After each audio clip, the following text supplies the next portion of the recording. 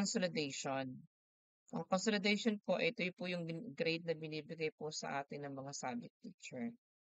Yung grading sheet na binibigay po sa atin ay inilalagay po natin po dito sa consolidation. No? So, kung kayo po ay grade 11, dito po kayo sa consolidation grade 11. Then, kung kayo naman po ay sa grade 12, dito po kayo sa grade 12 consolidation. So, halimbawa po itong consolidation first quarter, yan po kunwari po ay nailagay ko na po lahat ng data ng bata. Ano po? So, ito po ay pag nailagay po natin dito yung data ng bata, don't forget to click save. Ano po? Or else hindi po natin makikita yung data po ng bata dun sa SF9 at sa SF10.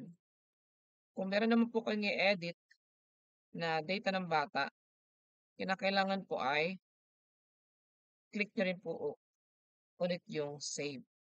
Anything po na ginawa po natin sa data po dito ng bata, ilalagay i-click yung save para mag-appear. Halimbawa po, ito po si Alvis, ginawa ko po siya, nag-edit po ako, ginawa kong 90.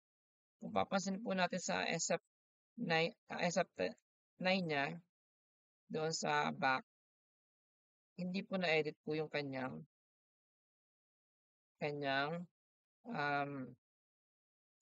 grade. So, balik po tayo doon sa first console. Dapat ay click save. Then, okay. Balik po tayo doon sa SF9. Ayan, 90 na po siya. So, importante po na ma-click po natin yung save po. Sa second quarter, halimbawa, ito 82. Halimbawa lang po, pinalta natin ng 70. Hindi po natin clinic yan doon sa, hindi tayo nag-save, hindi po siya magpapakita. Ayan po. So, kinakailangan ay save po natin ito. Save.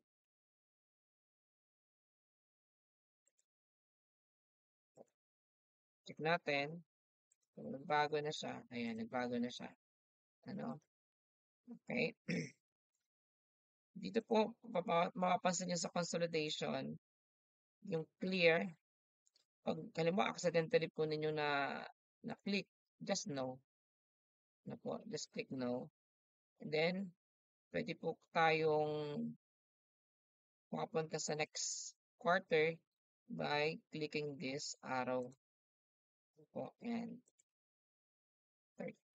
second sem, first quarter, and second sem, second quarter. So, para mabilis po tayo makapag-navigate. So, ganun lang po. Kung makapansin po ninyo dito, mayroong mga pwede po tayo mag-hide ng mga bakante.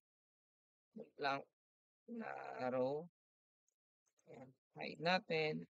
Pwede rin po tayo mag-unhide. Unhide na lang po natin.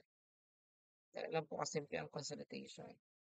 Dito po sa mga data po sa taas, dito po, ay automatically na po yan as long as na-accomplish po natin yung information po dito sa school info. Ganun po. Ganun din po sa grade 12. Kung consolidation grade 12, ayan, ganun lang din po yan. Okay po. Sana malinaw po yung consolidation. Ano pa ba? Dito sa baba, sa pinaka yung signatories, yan, dito po, ay nakadepende po yan doon sa ating school info. Okay po.